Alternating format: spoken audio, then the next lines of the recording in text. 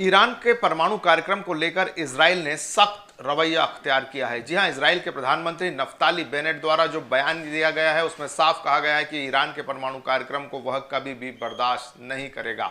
जी हां, ईरान लगातार एटमी ताकत बढ़ाने को लेकर लगातार प्रयास कर रहा है। यही वजह है कि इजराइल ईरान को सख्त संदेश दे रहा है। यहां तक कि इजराइल ने अमेरिका को भी दबी जबान में कह दिया है कि वह नए समझौते को कबूल नहीं करेगा। आप इस रिपोर्ट में जानिए कि किस तरह से दोनों देश इस मुद्दे पर आमने सामने आ गए हैं और ईरान और इजराइल के बीच परमाणु बमों को लेकर किस तरह से बयानबाजी लगातार चली आ रही है, जो अब एक के बाद एक सख्त होती जा रही है। हालांकि एक बात और जान लीजिए, ईरान के परमाणु कार्यक्रम को लेकर इजराइल के जो वर्तमान प्रधानमंत्री हैं नफ्ताली बेनेट, उनके द्वारा पूर्व प्रधानमंत्री बेंजामिन नेतन्याहू को भी कड़ा संदेश दिया गया। उन्होंने कहीं ना कहीं अपने देश में अपनी पार्टी की ताकत बढ़ाने के लिए बेंजामिन नेतन्याहू को इस परमाणु कार्यक्रम के आगे बढ़ने के लिए जिम्मेदार ठहराया है।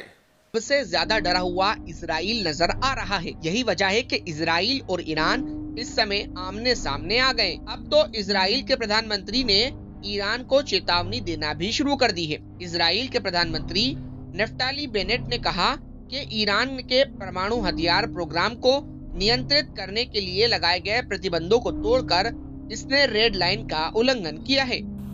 All red lines have been crossed, inspections ignored, all wishful thinking proven false.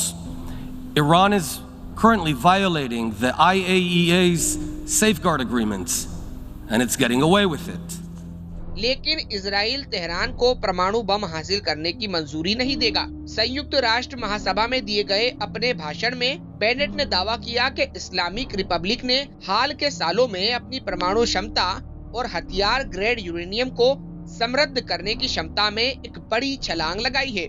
जून में इजरायली प्रधानमंत्री का कार्यभार संभालने वाले बेनेट ने कहा, ईरान का परमाणु कार्यक्रम महत्वपूर्ण बिंदु पर है। सभी रेड लाइन क्रॉस की जा चुकी है। उन 50 वर्षीय नेता ने कहा, दुनिया में ऐसे लोग भी हैं जो ईरान के परमाणु हथियारों की चाहत को एक अपरिहार्य वास्तविकता के तौर पर देखते हैं। वहीं कुछ लोग ऐसे हैं जो ये सुनते सुनते थक चुके हैं।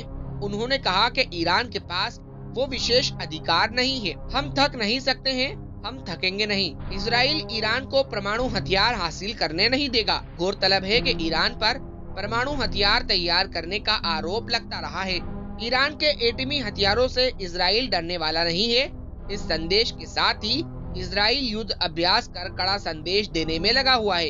लाल सागर में पहली बार इजरायली, अमीराती और बहरीनी नौसेनाओं ने अमेरिका युद्धपोत के साथ संयुक्त सैन्य अभ्यास किया है।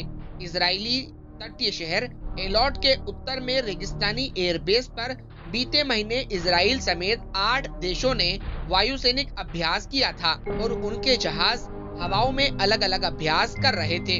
अगर खबरों पर यकीन करें तो बीबीसी की एक रिपोर्ट में ये दावा किया गया है कि इजरायली सरकार ने ईरान के परमाणु ठिकानों पर संभावित हमलों की तैयारी के लिए इजरायली सैन्य बलों को 1.5 अरब डॉलर की रकम दी हुई है और रोजाना इसको लेकर सैन्य और राजनीतिक नेताओं की ओर से चेतावनियां भी आती रही हैं। वहीं ईरान ने इजराइल के बयान का तुरंत जवाब दिया। संयुक्त राष्ट्र में ईरान के राजदूत माजिद तख्त रवांची ने ट्विटर पर कहा, बेनेट का भाषण झूठ से भरा हुआ है। उन्होंने कहा, इजराइल हमारे शांतिपूर्ण कार्यक्रम पर चर्चा करने की स्थिति में नहीं है, जबकि उसके पास सैकड़ों परमाणु हथियार मौजूद हैं। ईरान का कहना है कि उसका परमाणु कार्यक्रम नागरिक हितों में है। ईरान ने कहा कि वो 2015 के परमाणु समझौते के फिर से शुरू होने की उम्मीद कर रहा है। माना जा रहा है कि ईरान प्रतिबंधों को हटाने के बदले सौदे में फिर से शामिल हो सकता है। गौरतलब है कि डोनाल्ड ट्रंप ने 2018 में अमेरिका को परमाणु समझौते से बाहर कर लिया था